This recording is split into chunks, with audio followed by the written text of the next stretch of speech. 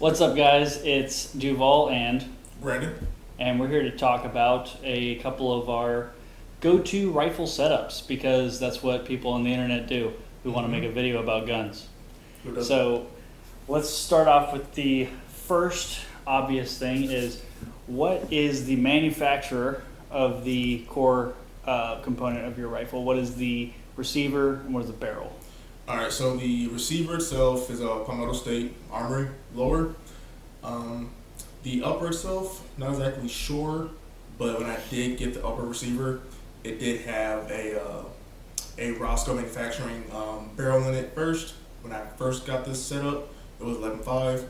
Swapped it out to a 12.5 from Ballistic Advantage barrel, and how it's sitting right now is it was the current setup. The previous setup. Previous setup to now a 13.7 Ballistic Advantage barrel profile now. So the upper and lower handguard is from the 12.5 setup. All I did was replace the barrel with the pin and weld muzzle device, make 16 inches because ATF would be retarded. And now I'm running a bust stock on it. So this is the current setup currently. Cool. Over here we've got the BCM lower and upper receiver with a 11 and a half inch BCM barrel.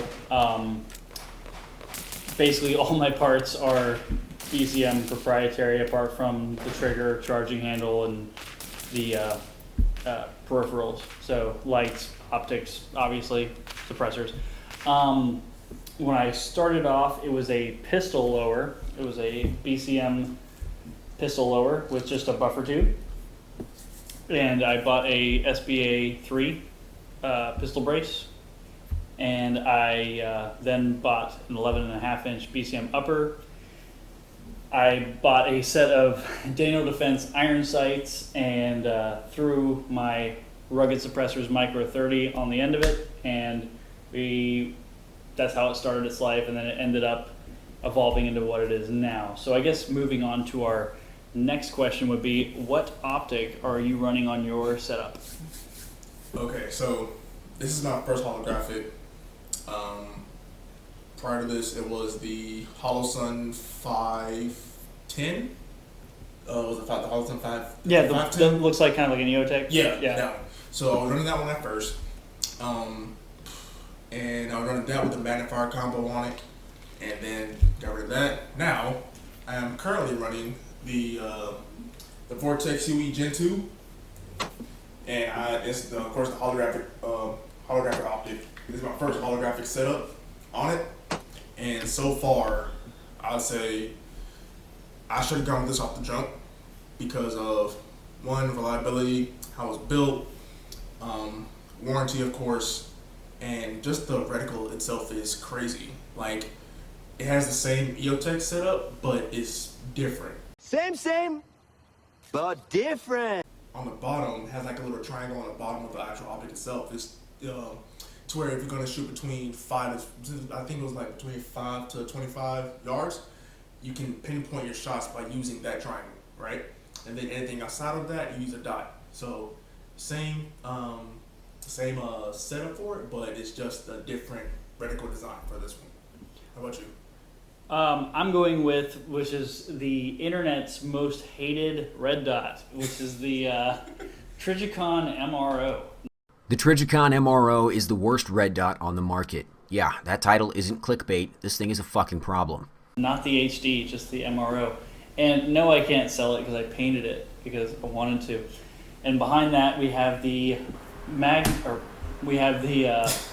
Trijicon 3x magnifier with the lower 1/3 spacer installed, which is because I run my red dots at lower 1/3 on the ScalarWorks lower 1/3 riser, which if you're going to get a mount or a riser for any type of optic that you've got on your setup, I highly recommend ScalarWorks. They are a little pricey, but you buy once, cry once with that, and they are bomb proof. They have a really good ratcheting attach and detach, which will hold 0 if you remember what T-mark you put it on.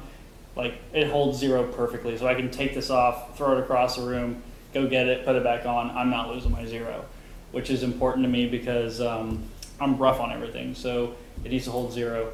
The magnifier is actually like really short, but it works really well, and I also have an aim point 3 times magnifier, which is a lot heavier and a lot more beefy, but this thing seems to work pretty well. Yards and even reaching out to about 300 with this, I have no problem.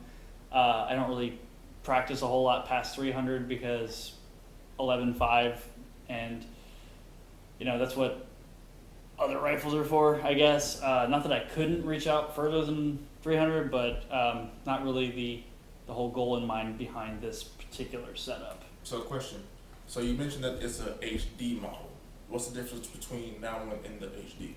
The HD was the version that came out with after the MRO, because the MRO has some issues with parallax, and it also doesn't have all of the different reticle options that the MRO HD has, which I'm not gonna lie, the MRO HD is a objectively better optic than this. This would be great on like a CZ Scorpion or a PCC, where your max engagement's like 50 yards. Yeah. This works for me because I've actually trained around the flaws of this red dot, which is really stupid to say, but yes, I'm pretty good with it. Okay. So And I'm comfortable with it. So my next question for this topic here. So I know that they make one that I guess one has a EOTech reticle in it. Is it that same one or is it a different one? It doesn't have like an none of them have the EOTech reticle because it's trademarked. Or more like it's that EOTech-esque, yeah. It does. The MRO HD has that. You have an option between just a dot and then the circle dot. Okay. And it has all basically your rheostat will turn all the way around. So you'll have, your 1 through 6 on your dot, and then your 1 through 6 on your circle dot, and then you'll have your 2 night vision settings, which this still has night vision settings. So, yeah. So, So also, I forgot to mention this too. When I first got this did start off as a 300 blackout pistol setup, and within the years, it took time for me to actually understand how certain things work and how a gun is supposed to look like. So this did start off with I think it was like a 7.5 inch 300 blackout full thing from Palmetto State, upper, lower, the rail, barrel, the whole thing, but in the pistol version of it. Then I swapped out again, went from the 300 blackout to the 11.5, 12.5, and now 13.7, which is its current state. But most of the parts that I've had prior, when it was in this 300 blackout version, is still on the gun still. Besides the lower, of course, but mostly everything else is still left over from that first setup, and I just carried everything over to how it's sitting right now. I forgot to mention that earlier. Okay. So your Handguard, is that still Palmetto, or is that where's the Handguard from? The Handguard, the Handguard is from SLR. So it's from SLR Rifle Works down in I believe Tampa or Titusville, one of the two. But they are a Florida shop. You probably seen their rifles on Instagram and everything like that. But I got this handguard when I was running a 12.5. It's a 11.7 inch handguard. When I was running in the 12.5 configuration for it, and when I had it, I would say it was like the perfect gap between the backing of the muzzle device and the handguard, to where if you put a suppressor on it, it gives like that monolithic look to where it's like one whole piece. You know what I mean? Yeah. So I'm still running the same handguard for my 13.7. I might swap it out to a full 13. Not sure what company if I do go that route, or I might just stay with the 11.7 because I did rattle can this whole gun, and after everybody that have seen this in person, I've got a lot of comments on it. So now I'm like, shoot, I even want to swap it out now. I wouldn't. So because I remember that you shot it when it was in its 12.5 configuration. Right. Yeah, it was in its pistol conversion, its pistol setup first. Duval shot it, loved the whole setup, how I had it running. I also shot his as well when it was in a pistol configuration too. So So yeah, so that's basically the Handguard. Again, I might swap it out. I might just keep it how it is. What about you? There's really not much, if anything, I'm going to change on this. It's pretty much done. I might change out the charging handle. I started off with a gas defeating charging handle from Silencer Co., but I don't want to get into the weeds too much on that, but I'm not really happy with them just as a company in general, and how they chose to not deal with certain problems that their products had. So right now I have my PRI gas buster, which is the charging handle that's in there right now, and it doesn't work as well as the Silencer Co. gas feeding charging handle did for blocking the gas to the face, but at least it hasn't blown to pieces after 3 mags.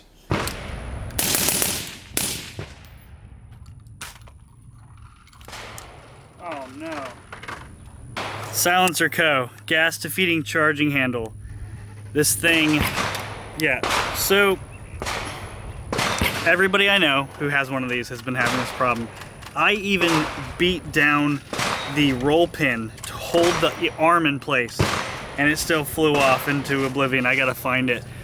But yeah, if you're thinking about the gas defeating charging handle from Silencer Co., I'd say look elsewhere, because this is massively irritating, and yeah, not having a good time.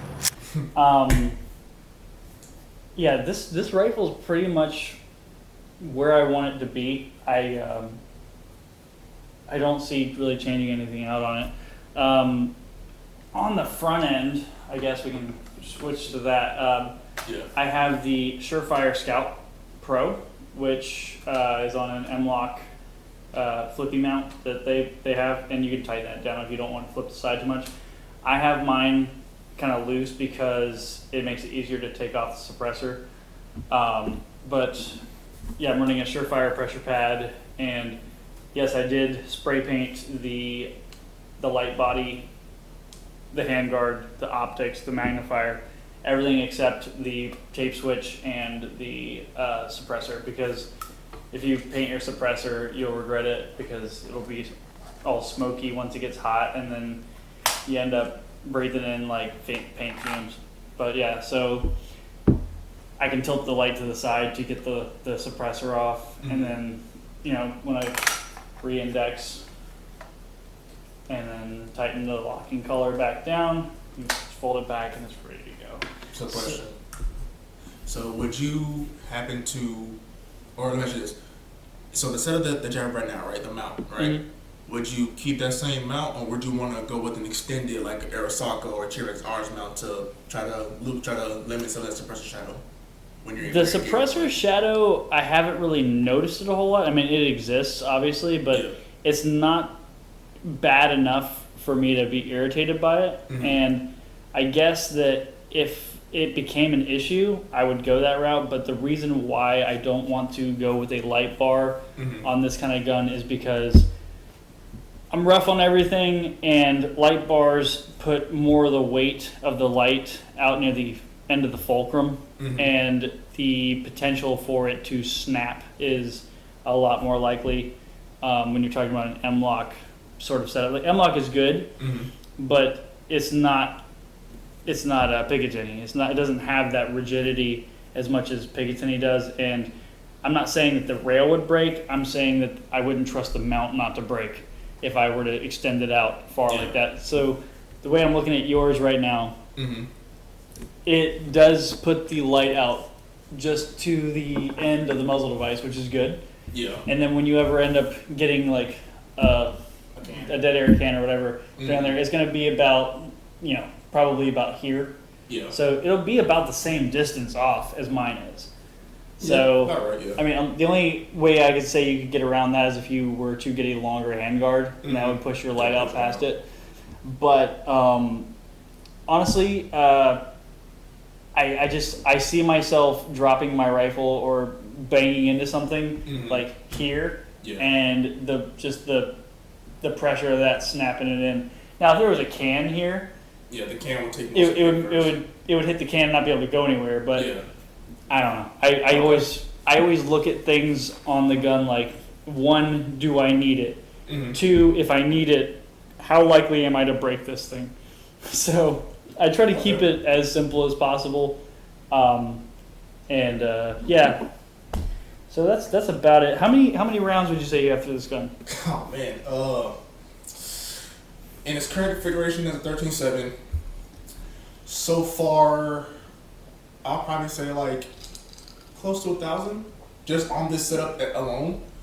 But prior to from the blackout 11.5 and 12.5, when all those configurations were on this setup here, I would say my 12.5 has seen the most ammunition ran through. No, he's not ran through. He's the one running through. I'll probably say close to 2,000 or 3,000 rounds on my 12.5. So, and I like somehow about that setup is that I had the bullet velocity, of course, and it felt like I could maneuver better with that gun. Like, well, not that gun, like in that setup on the 12.5 because it was smaller. I didn't have like all the extra weight in the front, but it was it was very willing to use. So, but plus I got longer arms, of course. So, you know what I'm saying? I got freaking, yeah. So, but running it like this, I would say this is going to get more hands-on time than my 12.5 is because since it is a 13.7 now. So, I don't know, like something about it like aesthetically pleasing just by looking at it. You know what I'm saying? And just the rounds I put through it so far, it's smooth. It's smoother. And with the 12.5 setup, it was a little bit punchy still as a carbine setup, but how I had it internally running as, that it was still set up as like it kind of felt like a 13.7 when it comes to recoil impulse. So do you have a mid-length gas system on it now? Right now, yes, I do. Okay, yeah, so that's kind of the move. The cartridge was designed around a 20-inch barrel, correct. And that's what it wants. Yes. So what we do is we want to make like little cool guy, little tiny fun sticks, and go like, oh man, look at this! It's so handy and lightweight, and you know I'm got short arms, so I need short gun, and then I'm gonna put a long can on the end of it, so it's still like ending up being almost the same length as a 16-inch barrel. Mm-hmm. But you know, if I put the can on a 16-inch barrel, it's like 2 miles long. Yeah. Because the can itself is what, 6 inches? Well, if you count the muzzle device, I don't know. It adds about 4 inches to the end of the gun. Yeah. So it brings me out just about to 16 inches altogether. Okay. Okay. But yeah, I mean, the whole barrel length discussion is played out, I think, at this point. But what I would say is pick a barrel length that fits your body better. Mm-hmm. Like, let's say, okay, I want a GPR or a general purpose rifle. That's what I would consider this. I wouldn't consider this my CQB gun. No. Like a CQB gun, it can do it just like that can do it too. Yeah. But this is more of a general purpose rifle because A, it can do close range pretty well. B, it can do intermediate range pretty well.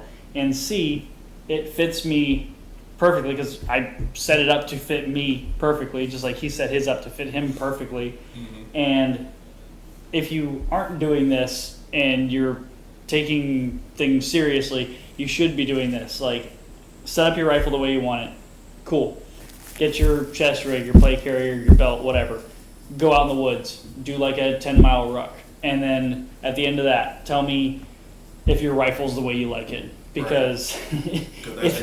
if you've got like, you know, all the whiz bangs and the electric can openers and whatever else you've got on there, you're going to be figuring out what you can jettison off of this to shave the smallest amount of weight possible. But yeah, so I don't know. I guess my thing is like, this is an SBR. Like, this was a registered SBR.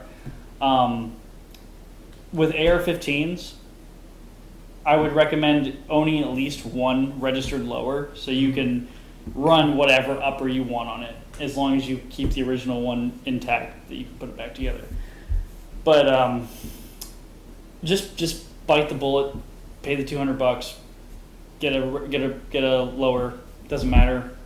Just pick a lower, SBR it, and then you can off to the races with whatever upper you want. And I will tell you this, much better shooting experience with a real stock than a pistol brace, and Yeah. everybody It's knows that. Way different. Everybody knows that. You get a much more consistent cheek weld, and when the stock just so happens to accidentally come into contact with your shoulder, it does feel better.